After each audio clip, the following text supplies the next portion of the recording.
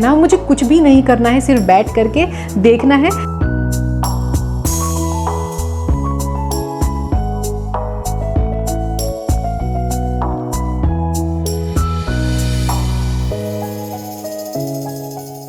आज मैं आई हूँ शावेरी मार्केट। ये एक ऐसा मार्केट है जहाँ पे ना आपको आपके मन लायक सारी चीज़ें मिल सकती हैं, जैसे कि जो भी घर सजाने का सामान है, रॉ मटेरियल्स है। अगर आप कोई DIY करके चीज़ें बनाना चाहते हो तो भी यहाँ पे सारी चीज़ें अवेलेबल हैं। लेकिन मेरे साथ ये है ना कि मैं भीड़ भाड़ वाले एरिया में अच्छे से शूट नहीं कर पाती हूँ। मैं अकेले ही आती हूँ अपने स्कूटी से, तो जितना मुझे ज़रूरत होता है बस उतना ही मैं कैप्चर करती हूँ, बाकी छोड़ देती हूँ। तो आप लोगों के कहने पर आज मैं डिटेल शूट आप लोगों से शेयर कर रही हूँ। देखो तो ऐसा है ना कि मुझे अपने 6 सीटर डाइनिंग चेयर का मेकओवर करना था, तो उसके लिए मुझे फोम शीट चाहिए, फैब्रिक चाहिए, जो भी मटेरियल्स चाहिए वो सारी चीज़ें मुझे परचेज़ करने थे। तो मैं आई हूँ यहाँ पे शावेरी मार्केट, लेकिन खोजते खोजते ना रेट पता करते करते थोड़ा सा मतलब ऐसा लग रहा था कि और जगह पे मुझे महंगा मिल रहा है। तो किसी ने सजेस्ट किया कि आप A to Z वाला जो फर्नीचर है ना मार्केट, वो वहाँ पे आपको होलसेल रेट में सारी चीज़ें मिल जाएंगी। यहाँ पे मुझे लेना था सोफ़ा का जो फैब्रिक है ना वो, बट एक्चुअली क्या है कि फैब्रिक का कलर मुझे उतना ज़्यादा पसंद नहीं आ रहा था, तो मैंने ड्रॉप कर दिया ये आइडिया। लेकिन हाँ ये है कि आपको ना अगर फ्यूचर में फैब्रिक चेंज करवाना हो, सोफ़ा का, डाइनिंग चेयर अगर आपको चेंज करवाना हो कलर उसका, तो भी आप यहाँ पे ना सारी चीज़ें यहाँ से आप परचेज़ कर सकते हो। मैं कोई प्रमोट नहीं कर रही हूँ ये शॉप को।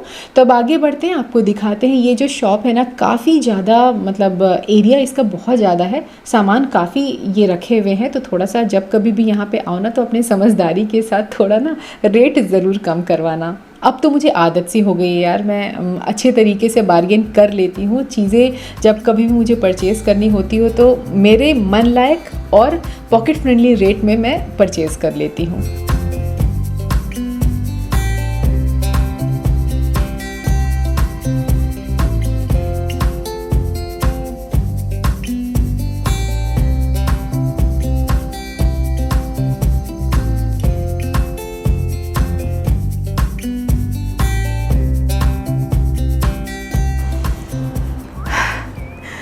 ये जो DIY है ना दोस्तों, मतलब पूरा डाइनिंग चेयर का मेकओवर करना, ये मेरे लिए कोई छोटी मोटी बात नहीं है। आज से पहले मैंने इस तरीके का DIY, जिसको हम छोटा सा प्रोजेक्ट बोल सकते हैं, ये मैंने कभी हैंडल नहीं किया है, खुद से तो बिल्कुल नहीं किया है। मैंने देखा है कैसे बनता है। देखिए ये कोई एक दिन का मैंने सोच करके नहीं रखा था कि कल सोचा और आज ये वीडियो आप तक पहुँच गया। नहीं दोस्तों, ऐसा नहीं है।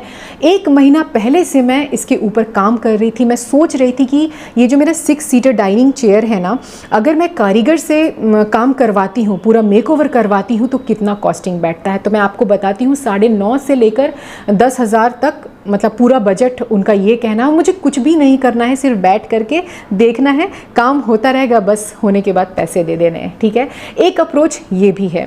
दूसरा ये है कि थोड़ा सा अपने ऊपर ट्रस्ट रखना पड़ेगा। चीज़ें अगर हम नहीं उठा रहे हैं तो उसके पीछे कितने सारे मतलब जो जानकारियां हैं वो लेना बहुत ज़रूरी है। कुछ मैंने YouTube से जानकारी लिया है, कुछ मैंने Google से निकाला है, कुछ फर्नीचर मार्केट जाने के बाद मुझे पता चला कि टोटल अगर मैं खुद घर पे ही ये DIY करूँगी तो कितना कॉस्टिंग पड़ने वाला है। डिटेल के साथ क्या क्या मटेरियल्स हम आज यहाँ यूज़ करने वाले हैं, फोम शीट कौन सा लगने वाला है, किस तरीके का आप फैब्रिक इस्तेमाल करने वाले हो, कितना टाइम लगने वाला है। चूँकि मैं अकेली हूँ, कोई यहाँ पे हेल्प नहीं कर रहा है, तो डेफिनेटली हर एक चीज़ डिटेल के साथ मैं आप लोगों से शेयर करूँगी।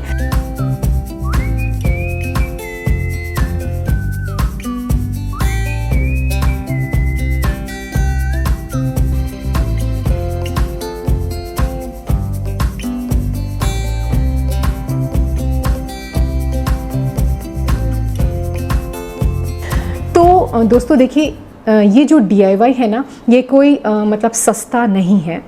हर एक चीज़ जो भी मतलब यहाँ लगने वाला है वो खरीदी गई है। मतलब मेरे घर में कुछ भी चीज़ पहले से नहीं पड़ा हुआ था, फेविकॉल से ले करके जो फोम शीट है, जो फैब्रिक है, सब चीज़ मैंने बाहर से परचेज़ किया है।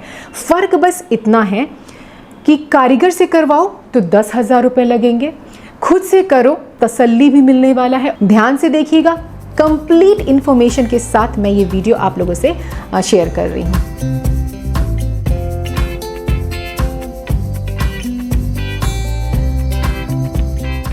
मैंने ना ऐसे 2 फोम शीट लिए हैं। एक जो कि ब्लू वाला आप देख रहे हो वो है 6x4 का, जो काफ़ी मोटा है, मेरे हिसाब से ये 3 इंचेस जैसा है। और एक जो ये पतला वाला आप देख रहे हो ना, जो कि 12 mm मतलब कि 1 इंच जैसा है, वो 6x3 का है। तो मेरा जो डाइनिंग चेयर आप देख रहे हो ना, सिर्फ सीटर यहाँ पे दिया हुआ है। अब मैं जो नए सिरे से बनाने वाली हूँ, सबसे पहले तो सीटर का पूरा मैं फोम चेंज करूँगी, फैब्रिक चेंज करूँगी। और ना मुझे एक बैक जो रेस्टिंग वाला जो पार्ट आप देख रहे हो ना, वो पूरा प्लेन था, खाली वहाँ पे वुडन दिया हुआ है, तो वो भी मैं नए सिरे से उसको बनाने वाली हूँ। जब मैंने फर्स्ट टाइम ब्लू सोफ़ा देखा था ना, तो मुझे एक नज़र में पसंद आ गया था। उसके साथ ना मैंने ये डाइनिंग चेयर का भी ब्लू करवा लिया था उस टाइम पे। तो उस टाइम पे ना क्वालिटी देखने में तो बड़ा ही अच्छा लगा, लेकिन इसको यूज़ करते करते अब देखो वेलवेट वाला जो फैब्रिक है ना, इसमें अब कोई जान नहीं बचा है। 2-3 बारी हमने इसमें ड्राई क्लीनिंग किया है। कहीं कहीं पैचेस है, ब्लैक पैचेस जैसे होते हैं ना, और कहीं कहीं जो फर होता है ना, वो पूरी तरीके से गायब ही हो गया है। तो इसीलिए ना मैंने ये डिसीजन लिया कि अब जो मैं फैब्रिक यहाँ पे इस्तेमाल करूँगी, नॉर्मल जो हम लोग पर्दे वाला जो फैब्रिक लेते हैं ना, मोटा सा, वही मैं यहाँ पे लेने वाली हूँ।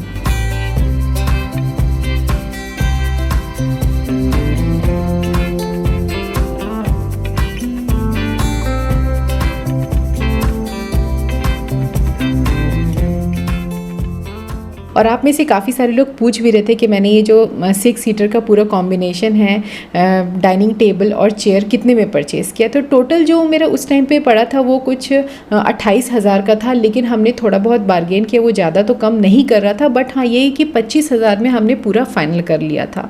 तो अभी आप जो यहाँ पे फोम शीट देख रहे हो फैब्रिक निकालने के बाद, देखो कितना पतला है, मतलब इन्होंने ना 1 mm वाला जो फोम शीट है वो यहाँ पे डाला था। तो क्या होता ना कि यार इतना पतला फोम शीट है, फर्स्ट टाइम ये नया रहेगा, लेकिन यूज़ करते करते क्या होता है ना, फोम दबने लगता है। तो ये इसमें कीले भी लगी हुई थी, तो बैठने के बाद ना काफ़ी डेंजरस हो गया था। अब मैं ज़्यादा इसको मैं एक्सप्लेन तो कर नहीं सकती, आप समझ जाओ कि कितना ये नुकसानदायक था। तो इसीलिए हमने डिसाइड किया कि जो पहले 1 mm था, चलो अब इसको बढ़ा करके ना मैं इसको 3 mm कर दूंगी। बैठने में फ्लफ़ी भी रहेगा, अच्छा भी रहेगा, और सेफ्टी पॉइंट ऑफ व्यू से भी देखा जाए तो सही हो जाएगा। तो ये पहला ब्लॉक मैंने कट करके निकाल लिया है। अब इसमें एक चीज़ ध्यान देने वाली बात ये है कि जब कभी भी आपको फोम शीट कट करो ना, तो थोड़ा सा मतलब कुछ इंचेस बढ़ा करके ही कट करना, ताकि जब आप उसको पेस्ट करो ना, तो आप फाइनलाइज उसको आसानी से कर पाओ। स्ट्रेट नहीं होगा, बाद में जा कर के आप उसको स्ट्रेट कर सकते हो, लेकिन अगर छोटा कट जाएगा ना, तो बाद में चांसेस नहीं रहता है कि आप उसको बढ़ा सको। देखो मार्केट का कोई भी चीज़ बना हुआ है तो हैंडमेड, उसमें भी थोड़ा बहुत इंचेस के फ़र्क हो जाते हैं। इसीलिए जो भी फोम शीट है ना, जब कभी भी कट करो तो हर एक प्लाईबोर्ड के डायमेंशन के हिसाब से ही कट करना। उसमें मार्किंग करके आप लिखते जाना कि seater number 1, seater number 2, seater number 3। तो ये थोड़ा सा मेरे हिसाब से ना मतलब चाइल्डिश वाला एक्सप्लेनेशन है, बट सच बताऊं तो एकदम आपको सटीक मैं देना चाहती हूँ। देखो फोम शीट का जो थिकनेस और उसका जो डायमेंशन है ना, और क्वालिटी के हिसाब से ना प्राइस वेरी करते रहते। मैंने क्वालिटी में कॉम्प्रो नहीं किया था, तो इसीलिए जो उन्होंने रेट कोट किया था ना, वो कुछ 1000 रुपये जैसा था, लेकिन रेट मैंने थोड़ा और नीचे करवाया है। बार्गेन मैंने काफ़ी किया, तब जा कर के आई थिंक उन्होंने जो कोट किया था कुछ 900 के हिसाब से ही किया है, जो कि मुझे रीज़नेबल लगा है। बाकी आप इसके हिसाब से मतलब क्वालिटी अगर आप थोड़ा नीचे भी आओगे, तो आपको प्राइस में 750-800 रुपये के रेंज में आपको 6x4 का जो फोम शीट है वो आपको मिल जाएगा। और अगर आपके घर में फेविकॉल है तो आप बेशक फेविकॉल इस्तेमाल कर सकते हो, लेकिन मैंने ना फोम वाला जो ग्लू आता है ना, वो पर्टिकुलरली हमने परचेज़ किया है। क्यों? क्योंकि ना फ्यूचर पॉइंट ऑफ व्यू से एक तरीके से सिक्योर हो जाता है। कल को अगर मुझे ये निकालना होगा ना, तो अच्छे तरीके से निकल जाएगा बिना इसको हार्म किए।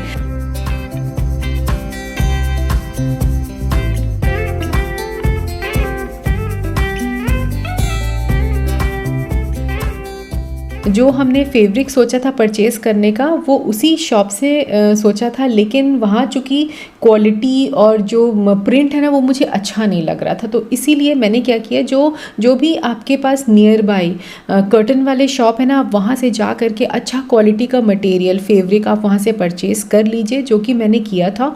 और ये 3 मीटर की कुछ 280 के हिसाब से मुझे रेट उन्होंने कोट किया था। शाबेरी मार्केट में आप जाओगे ना, तो ऐसे बहुत सारे कर्टन्स के शॉप है, आप क्वालिटी के हिसाब से ना प्राइस आप वहाँ पे चेक भी कर सकते हो।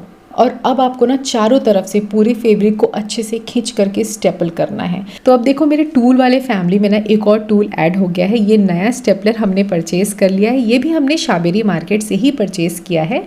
तो ये आपको 120 रुपये में मिल जाएगा। बहुत ही अच्छा इसका गन है और ना इसकी खासियत ये है कि अगर आप इसको कार्डबोर्ड में चाहोगे करना, मतलब जो भी गत्थे है ना उसमें अगर स्टेपलर करोगे ना तो अच्छे से पकड़ेगा नहीं, लेकिन कोई भी प्लाईबोर्ड हो या प्लाईवुड हो बड़े अच्छे से उसको मतलब टाइटली फिक्स कर देता है। तो जब कभी भी आपको कोई भी लकड़ी का काम करना हो, लकड़ी को जोड़ना हो ना, तो भी आप इस स्टेपलर का इस्तेमाल कर सकते हैं। ये जो हमने टफ्टेड अभी रेडी किया है ना, इसको फिक्स करने का बस एक ही उपाय है, आपको कील लगाना पड़ेगा और कुछ इस तरीके का दिखेगा, मोटा जैसा है लेकिन ऊपर इसका हेड नहीं है। इसका एक फ़ायदा ये है कि दोनों तरफ से, मतलब नीचे और ऊपर दोनों तरफ से आप इसको फिक्स कर सकते हैं।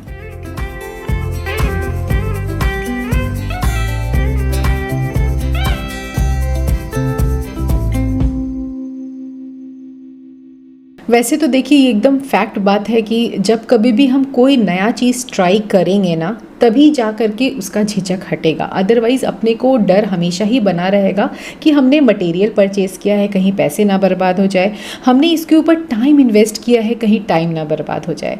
तो थोड़ा अपने अंदर संयम रखना बहुत ज़रूरी है। पेशेंस हम रखेंगे तभी जा कर के ना वो जो आउटकम आता है ना वो परफेक्ट आपका निकलेगा, आप एकदम से सेटिस्फाई हो जाओगे। और ये 9x11 का हमने MDF लिया था शाबेरी मार्केट में, जहाँ पे लकड़ी का काम होता है ना, जहाँ पे कटिंग चलता है, तो आप वहाँ पे जा करके मांग लोगे, स्पेयर में ही रखे रहते हैं, तो आप अपने डायमेंशन बता दोगे ना तो 3-4 वो लोग पीसेस ऐसे ही फ्री में आपको दे देंगे।